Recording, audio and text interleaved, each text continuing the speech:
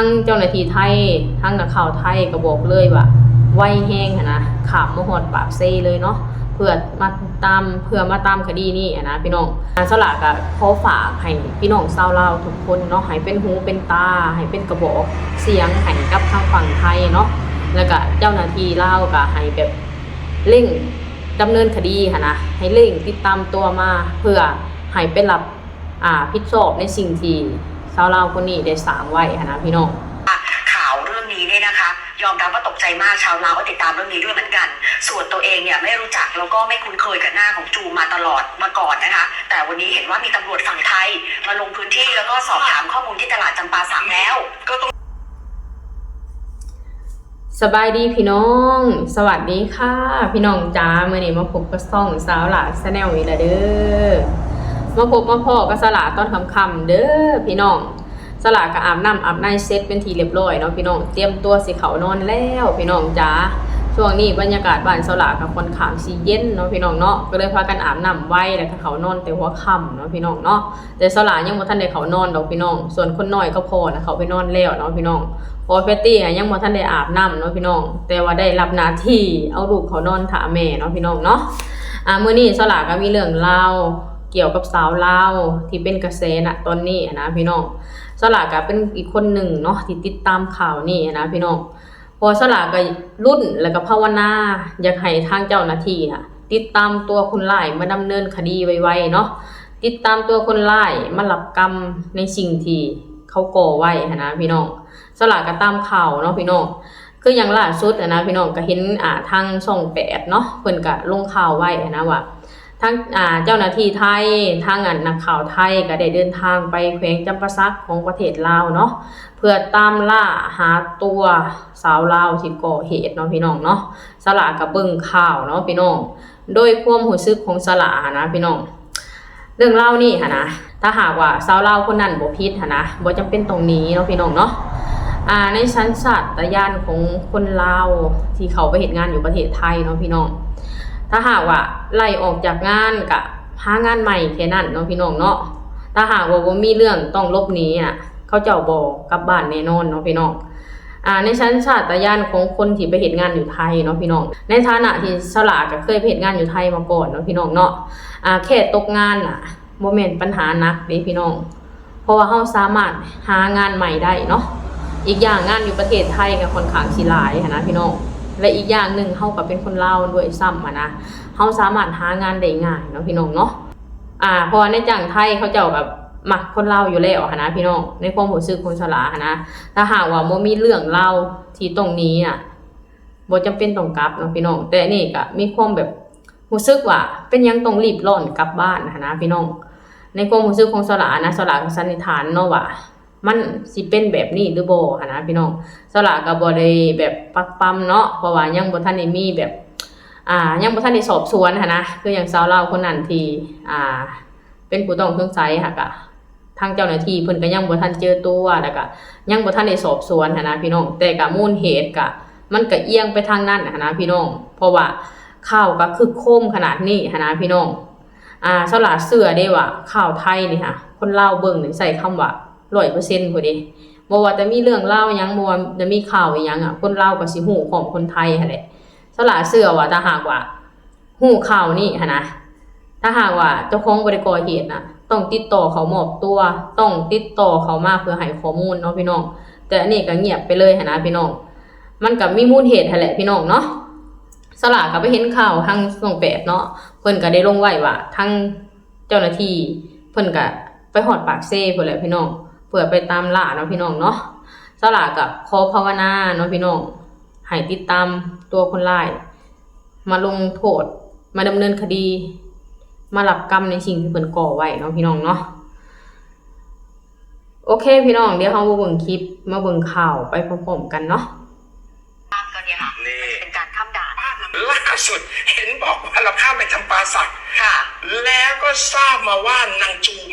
มาโผล่จริงๆนะเมย์ใช่เพราะว่าเขาไปซื้อของที่ร้านค้าแห่งหนึ่งก็เป็นการยืนยันเพราะว่าน้องณ ตี้ไปคุยกับคุณนุ้ยแม่ค้าขายซิมในแขวงจำปาสักที่บอกว่า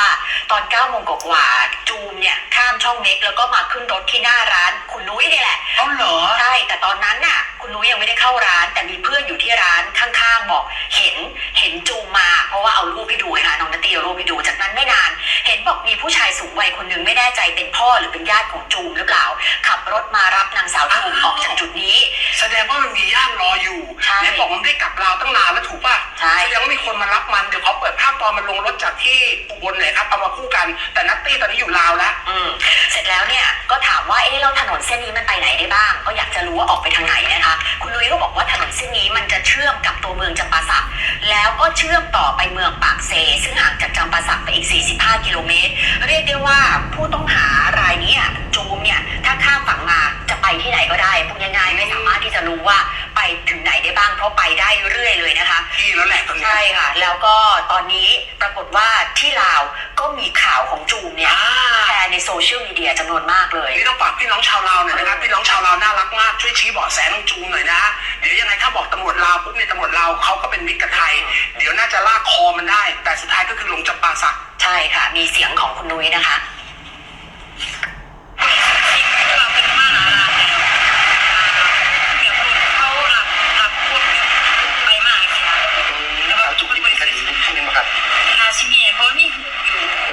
บอกว่าพอมาหับที่ไหนมาหับนาลาคู่กับที่เขาบอกแล้วเขาโต๊ะใหญ่เนี่ยแบบว่าเขาหูว่าเป็นฆาตกรนี่คิดแบบเขากระตกใจเดี๋ยวไปนี่มันไปเมื่อไหร่จะยังไงมันสิไปถ้าว่าไปคือเขตเมืองจำปาสักที่มีปากเต้ไม่อย่างว่าท่านไปเที่ยวไก่บนปากเต้ล่าสุดก็มีคนเจอจริงๆนะฮะแล้วมีญาติมารับนะฮะเพราะฉะนั้นเมื่อเราข้ามไปลาวก็รู้แล้วว่าเขามีคนมารับเห็นบอกว่านัตตี้เนี่ยเขาแวะคุยกับตำรวจลาวด้วยถ้าหาเบาะแสเดี๋ยวนัตตี้เขาจะมีรายงานมานะฮะคงไม่ใช่15 วิใช่ไหมทีมงานกี่วิเขารายงานมาอยู่วันนั้นเขาไปชี้อะไรนะประสาทที่ไปอยู่ที่ไหนซึ่งเจ้าที่ตำรวจเขาบอกว่าหากเป็นคดีฆาตกรรมนะครับตำรวจก็จะมีการประสานไปยังชุมชนต่างๆเพื่อให้นำตัวเนี่ยมาดำเนินคดีตามกฎหมายแต่ตอนนี้นะครับตำรวจก็อยู่ระหว่างรอข้อมูลต่างๆเพื่อประสานตัวในการไล่ล่าผู้หญิงคนนี้ต่อไปครับส่วนนี้ก็จะเป็นบรรยากาศในพื้นที่ของจำปาสักนะครับก็จะมีบ้านเรือนของประชาชนมีป้อมตำรวจมีตึกอาคารต่างๆนะครับเหมือนกับประเทศไทยแล้วถนนเส้นนี้นะครับก็จะไปเชื่อมกับบริเวณปากเซซึ่งอยู่ถัดจากนี้ไปอีกประมาณ40 กิโลเมตรได้ครับ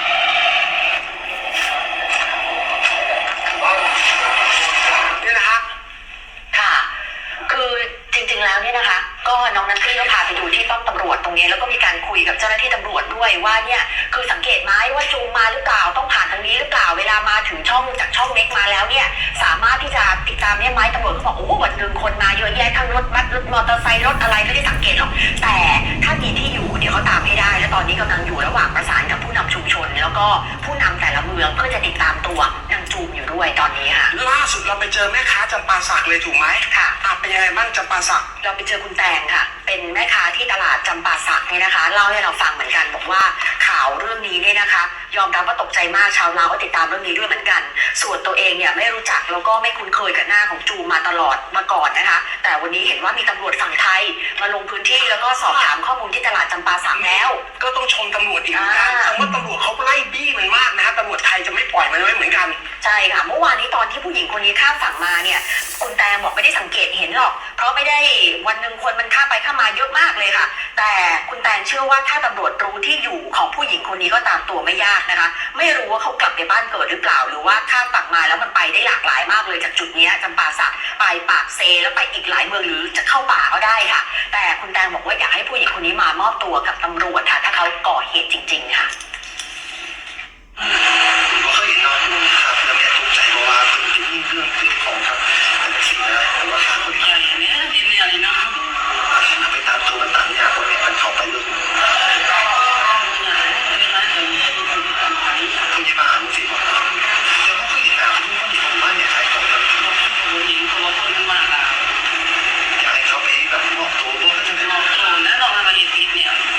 คุณผู้ชมครับทั้งหมดทั้งมวลนี้ก็เดี๋ยวฝากพี่น้องตำรวจลาวด้วยแล้วก็พี่น้องคนลาวช่วยตามนางจูมหน่อยนะครับไปอยู่ที่นั่นเนี่ยมันก็ไปฆ่าคนอีกเนี่ยนะฮะถ้าเจอเบาะแสฝากประสานตำรวจลาวเพราะไทยลาวก็พี่น้องกันเนี่ยนะฮะ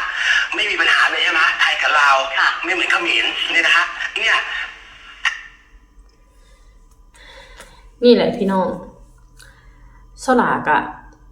อยากแนะนำเนาะถ้าหากว่าก่อเหตุอลีกะให้มามอบโตวเนาะถ้าหากว่าบ่ได้ก่อเหตุกะออกมาชี้แจงนะพี่น้องประเทศลาวก็บ่ได้กว้างเนาะพี่น้องเนาะประเทศลาวก็แค่แคบๆนะเฮ็ดอะไรก็ตามตัวเจออยู่แล้วเนาะพี่น้องถ้าหากว่าฮู้ที่อยู่ถ้าหากว่ามีพาสปอร์ตมีอีหยังฮู้ที่อยู่ฮู้หน้าฮู้บ้านฮู้เมืองน่ะแป๊บเดียวก็ตามตัวได้เนาะพี่น้องแห่งทางฝั่งไทยเจ้าหน้าที่ไทยเพิ่นก็มาประสานงานให้กับตำรวจลาวนะพี่น้องแล้วก็ใช้คำว่าส่งผู้ร้ายข้ามแดนนะพี่น้องสละเสื้อว่าแป๊บเดียวเนาะพี่น้องเนาะทางเจ้าหน้าที่ไทยนี่ก็บอกเลยว่าโอ้เพิ่นตามบี้อะลีเนาะทางนักข่าวเพิ่นก็แบบตามตลอดนะพี่น้องอันนี้ก็คือเป็นสิ่งที่ดีเด้พี่น้องสละก็ขอฝากให้พี่น้องชาวลาวทุกคนเนาะให้เป็นหูเป็นตาให้เป็นกระบอกเสียงให้กับทางฝั่งไทยเนาะแล้วก็เจ้าหน้าที่ลาวก็ให้แบบเร่งดำเนินคดีนะให้เร่งติดตามตัวมาเพื่อให้ไปรับผิดชอบในสิ่งที่ชาวลาวคนนี้ได้สร้างไว้นะพี่น้องเพราะมันเป็นคดีที่แบบว่าร้ายแรงนะใส่คำว่าระดับประเทศนะพี่น้องมันบ่แม่นสิแบบว่าเรื่องเล่นๆนะพี่น้องอย่างน้อยก็ให้พิสูจน์ให้เห็นว่าเจ้าหน้าที่ลาวก็บ่ได้นิ่งเฉยกับเรื่องราวนี้นะรวมทั้งประชาชนลาวทุกคนเนาะสละก็อยากให้ทุกคนน่ะเป็นหูเป็นตานะพี่น้องเอาคนร้ายมาดำเนินคดีให้ได้เนาะพี่น้องเนาะเรื่องราวนี่เป็นสิ่งที่แบบว่าส่งผลเสียหลายๆอย่างเนาะพี่น้องเนาะส่งผลเสียให้กับคนลาวที่ไปเฮ็ดงานอยู่ไทยส่งผลเสียให้กับคำว่าประเทศลาวนะพี่น้องคำว่าประเทศลาวประเทศไทยเป็นบ้านพี่เมืองนอกนะเป็นญาติมิตรสหายที่ดีนะพี่น้องมันสิมาเสื่อมเสียย้อนคนคนเดียวเด้พี่น้องถ้าหากว่าเรื่องราวนี้ข่าวนี้ไปหอดหูคนในเฮือนเป็นญาติพี่น้องของชาวลาวคนนี้ก็ให้เกลี้ยกล่อมหรือว่าให้บอกให้ทางชาวลาวนี่เข้ามาพบตำรวจเนาะถึงสิก่อเหตุหรือบ่ก่อเหตุก็ให้มาชี้แจงนะพี่น้องทุกสิ่งทุกอย่างมันจังสิได้จบเนาะพี่น้องเนาะถ้าหากว่าเจ้าเป็นคนก่อเหตุแท้เจ้าก็มารับกรรมในสิ่งที่เจ้าก่อนะพี่น้องนี่แหละพี่น้องอันนี้ก็คือเรื่องเล่าของชาวลาวเนาะทั้งเจ้าหน้าที่ไทยทั้งนักข่าวไทยก็บอกเลยว่าไวแห้งนะขามมาฮอดปากเซเลยเนาะเพื่อมาตามคดีนี้นะพี่น้องทั้งเจ้าหน้าที่ลาวก็อย่านิ่งนอนใจเด้ออย่านิ่งเฉยให้พากันติดตามให้พากันติดตามคนนี้มาให้ได้เนาะเพื่อให้ไปรับโทษเนาะพี่น้องเนาะโอเคพี่น้องสำหรับคลิปนี้สลากะสิขอจบคลิปสำนี้ก่อนเด้อขอให้พี่น้องทุกคนกดไลค์กดแชร์กดติดตามให้สละในเด้อสบายดีสวัสดีค่ะ